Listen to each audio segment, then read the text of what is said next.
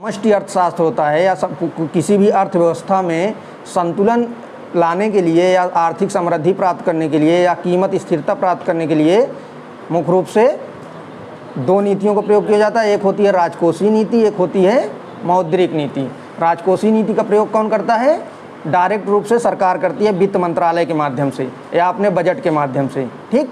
लेकिन जो मौद्रिक नीति होती है उसका क्रियान्वयन करता है किसी देश का सेंट्रल बैंक। तो अपने देश का सेंट्रल बैंक कौन है? आरबीआई। तो इसलिए भारत की मौद्रिक नीति का जो क्रियान्वयन करेगा कौन करेगा?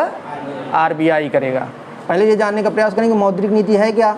मौद्रिक नीति एक प्रकार से मुद्रा की मांग और पूर्ति के संतुलन या मैनेजमेंट की एक प्रकार की व्यवस्था है कि मनी ऑफ सप्लाई ना तो ज़्यादा होने पाए अर्थव्यवस्था में, ना कम होने पाए। क्यों? क्योंकि मुद्रा की पूर्ति कौन करता है? आरबीआई करता है। मौद्रिक नीति में मुद्रा की सप्लाई कौन करता है? केंद्रीय बैंक। और तुम लोग पढ़ चुके होंगे इन्फ्लेशन ना। तो मुद्रा की पूर्ति, मुद्रा जो होती है वो अर्थव्यवस्था को किस प्रकार से प्रभावित करेगी,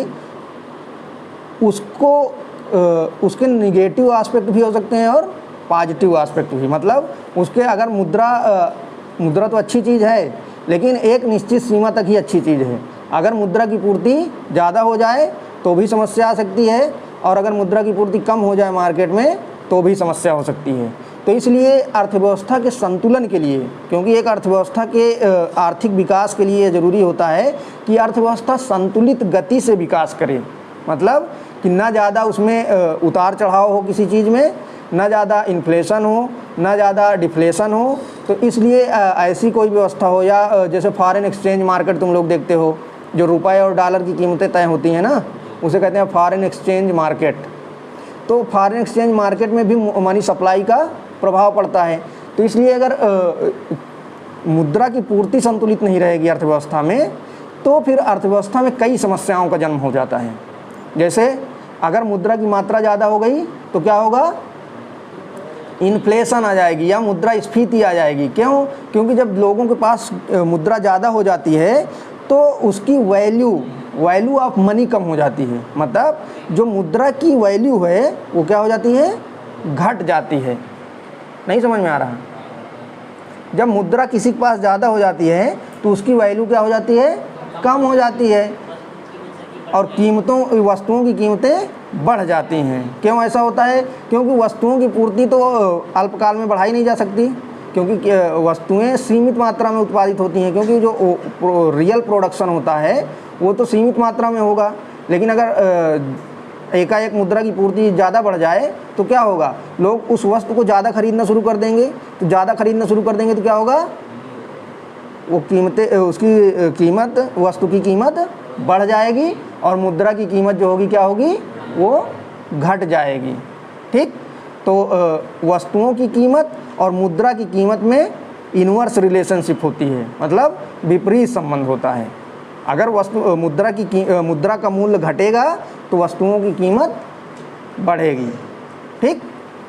तो मौद्रिक नीति का मुख्य उद्देश्य यही होता है कि अर्थव्यवस्था में किस प्रकार से मुद्रा की पूर्ति का मैनेजमेंट किया जाए, या किस प्रकार से मुद्रा की पूर्ति को नियंत्रित किया जाए ताकि अर्थव्यवस्था एक संतुलित गति से बढ़ सके, ठीक। इसका उद्देश्य क्या होता है? मौद्रिक नीति के उद्देश्य, ऑब्जेक्टिव। मौद्रिक नीति के ऑब्जेक्टिव होते हैं, जैसे तुम लोग बताया थे कि राजकोषीय नीति के भी ऑब्जेक्टिव होते हैं। क्या होता है? पहला ऑब्जेक्टिव क्या था कि हर देश क्या चाहता है? इकोनॉमिक ग्रोथ चाहता है। मतलब हर देश ये चाहता है कि हमारे देश की अर्थव्यवस्था में ग्रोथ हो। दूसरा चाहता है कि हर अर्थव्यवस्था में एम्प्लॉयमेंट बढ़े, और ये चाहता है कि जो कीमत है उसमें स्थिरता बनी रहे। तो इसी तरह मॉनेटरी पॉलिसी के भी जो प्रमुख उद्देश्य हैं उनमें है, पहला है कीमत स्थिरता, प्राइस स्टेबिलिटी।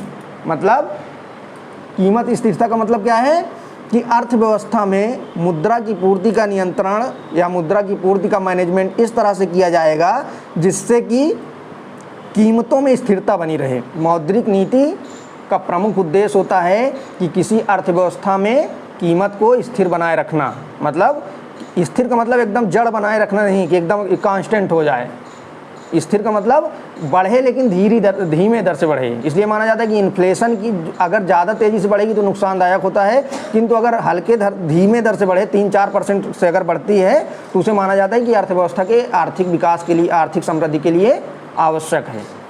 तो ऐसी मॉनेटरी पॉलिसी बनाई जाए जिससे कीमत में फ्लेक्सिबिलिटी ज़्यादा ना हो या उतार चढ़ाव ज़्यादा ना हो। दूसरा उद्देश्य होता है आर्थिक समृद्धि। पहले ही बताया कि जैसे कि राजकोषीय नीति का भी प्रमुख उद्देश्य क्या होता है, आर्थिक समृद्धि प्राप्त करना। तो आर्थिक समृद्धि कब प्राप्त होगी, जब ज़्यादा उत्पादन होगा, तो ज़्यादा रोजगार मिलेगा, ज़्यादा रोजगार मिलेगा तो ज़्यादा इनकम प्राप्त होगी, ज़्यादा इनकम प्राप्त होगी तो लोग ज़्यादा एक्सपेंडिचर करेंगे, ज़्यादा एक्सपेंडिचर करेंगे तो क्या होगा, ज़्यादा डिमांड बढ़ेगी, ज़्यादा डिमांड बढ़ेगी तो फिर से ज़्यादा प्रोडक्शन होगा, तो मतलब एक सर्किल चल जाता है। तो आर्थिक समृद्धि तभी होगी जब मॉनेटरी पॉलिसी एक मतलब अच्छी मॉनेटरी पॉलिसी हो। अच्छी मॉनेटरी पॉलिसी का मतलब कि रेट ऑफ इंटरेस्ट जो होता है, ब्याज की दर आर्थिक विकास को प्रभावित करती है। जैसे अगर किसी उद्योगपति को कोई इंडस्ट्री लगानी होगी तो वो बैंकों से ऋण लेता है। जब बैंक ऋण कहाँ से देते हैं, एक कंसेप्ट होता है क्रेडिट क्रिएशन करना। तो जो वाणिज्यिक बैंक होते हैं वो क्या करते हैं, क्रेडिट क्रिएशन करते हैं। क्रेडिट क्रिएशन क्या होता है, जैसे मान लो कि बैंक तुमसे जो पैसे जमा कराते हैं, बचत खाता में तुम लोग कुछ पैसे जमा करते हो, तो बैंक उसे अपने पास नहीं रखता, उस पैसे का कुछ भाग अपने पास रखता है, बाकी का किसी और को ऋण दे देता है। तो उसी प्रक्रिया को क्या कहते हैं, क्रेडिट क्रिएशन, आरबीआई का। तो आरबीआई मॉनेटरी पॉलिसी के माध्यम से ही वाणिज्यिक बैंकों पर नियंत्रण रखती है और रेट ऑफ इंटरेस्ट का निर्धारण करती है। मतलब निर्धारण इस तरह करती है कि अगर आरबीआई रेट ऑफ इंटरेस्ट बढ़ाएगी तो वाणिज्यिक बैंकों में भी बढ़ाना पड़ेगा। तो इसलिए वाणिज्यिक बैंक जब ऋण रेट ऑफ इंटरेस्ट बढ़ा देंगे तो क्या होगा, ब्याज दर महंगी हो जाती है। जब ब्याज दर महंगी हो जाएगी तो ऐसे में क्या होगा, निवेश कम हो जाएगा। निवेश का मतलब लोग उधार कम लेंगे और जो उत्पादन की क्रिया है उसमें पैसे कम लगाएंगे। तो इससे अर्थव्यवस्था में क्या होगा, रिसेशन की स्थिति आएगी या डिप्रेशन की स्थिति आएगी, मतलब कि आर्थिक समृद्धि नहीं होगी। लेकिन जब अगर वही बैंक अगर रेट ऑफ इंटरेस्ट कम कर दे तो ज़्यादा लोग ऋण लेकर चाहेंगे कि ज़्यादा प्रोडक्शन किया जाए। तो जब ज़्यादा प्रोडक्शन करेंगे तो ज़्यादा रोजगार क्रिएट होगा, ज़्यादा रोजगार क्रिएट होगा तो ज़्यादा लोगों की इनकम बढ़ेगी तो फिर डिमांड बढ़ेगी तो फिर प्रोडक्शन बढ़ेगा। तो इस प्रकार से एक आर्थिक समृद्धि की क्रिया होती है। ठीक। तीसरा होता है विदेशी विनिमय नियमन या नियंत्रण। विदेशी करेंसी होती है, जो मौद्रिक नीति का प्रमुख उद्देश्य होता है वो होता है कि जो विदेशी मुद्रा है उसमें स्टेबिलिटी बनी रहे। मतलब जैसे कि हम लोग सुनते हैं कि भारत का रुपया और अमेरिका का डॉलर, रोज़ न्यूज़ में आता है ना कि आज डॉलर की कीमत 74 रुपये रही, रुपये की कीमत 74 रुपये रही, एक डॉलर बराबर 74 रुपये रही, या एक डॉलर बराबर 80 रुपये रही। तो ये क्या है, ये विदेशी विनिमय है। मतलब एक देश की मुद्रा का दूसरे देश की मुद्रा में खरीद। जैसे मान लो किसी को डॉलर की ज़रूरत है, कोई मान लो पढ़ने जाना चाह रहा है अमेरिका, ठीक। तो अमेरिका मान लो तुम जाना चाह रहे हो, तो अब तुम क्या करोगे, वहाँ रुपया तो ले नहीं जाओगे ना। तो रुपया ले नहीं जाओगे तो अब तुम्हें क्या चाहिए, डॉलर चाहिए। तो डॉलर के लिए क्या करना पड़ेगा, तुम्हें डॉलर खरीदने पड़ेंगे। जितने डॉलर की तुम्हें ज़रूरत होगी उसके बदले में तुम्हें रुपए देने पड़ेंगे। तो इसी को कहते हैं एक्सचेंज, फॉरेन एक्सचेंज, मतलब विदेशी मुद्रा का क्रय विक्रय। तो अगर विदेशी मुद्रा जो है उसमें ज़्यादा अंतर आ जाए तो भी अर्थव्यवस्था प्रभावित होती है। कैसे प्रभावित होगी, जैसे मान लो कि अगर मुद्रा की कीमत जो है वो निरंतर गिरती चली जाए, मुद्रा की जो वैल्यू है वो निरंतर गिरती चली जाए तो क्या होगा, डॉलर महंगा हो जाएगा। अगर तो हमारे लिए प्रॉब्लम ये होगी कि जैसे कि अगर मान लो तेल का आयात करते हैं ना, भारत सरकार सबसे ज़्यादा पेट्रोलियम में व्यय करती है विदेशी व्यापार में ना। तो जब पेट्रोलियम सबसे ज़्यादा हम खरीदते हैं तो उसके लिए हमें क्या चाहिए, डॉलर देने के लिए चाहिए जब डॉलर चाहिए तो अगर हमें हमारे मुद्रा की कीमत घटती चली जाएगी, वैल्यू अब हमारा डिप्रेशिएशन होता चला जाएगा मुद्रा का, तो उससे हमें नुकसान होगा। हमें ज़्यादा $1 खरीदने के लिए हमें ज़्यादा पैसे देने पड़ेंगे ना। इसी तरह उसका विपरीत प्रभाव भी होता है। अगर हमारा मुद्रा डॉलर से महंगा होता चला जाए, मतलब कि हमारे इसकी मुद्रा की जो कीमत है या वैल्यू है वो बढ़ती चली जाए, तो उससे भी प्रॉब्लम क्रिएट होगी। क्यों? क्योंकि अगर जैसे कि हमारे जो रुपया है उसकी वैल्यू अगर बढ़ जाए तो क्या होगा, इससे जो विदेशी व्यापार है, जो हम निर्यात करते हैं, जिन वस्तुओं का निर्यात करते हैं वो महंगे हो जाएंगे। मतलब जो विदेश के लोग हैं वो अगर ख़रीदना चाहेंगे कोई वस्तु, तो उसके लिए क्या करना पड़ेगा, उन्हें ज़्यादा डॉलर देना पड़ जाएगा।